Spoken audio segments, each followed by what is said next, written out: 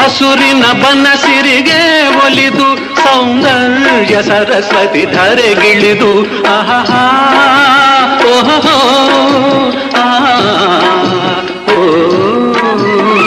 ಹರಿಯುವ ನದಿಯಲ್ಲಿ ಈಜಾಡಿ ಹೂಬನದಲ್ಲಿ ನಲಿಯುತ್ತ ಓಲಾಡಿ ಚೆಲುವಿನ ಬಲೆಯ ಬೀಸಿದಳು ಈ ಗಂಧದ ಗುಡಿಯಲ್ಲಿ ನೆಲೆಸಿದಳು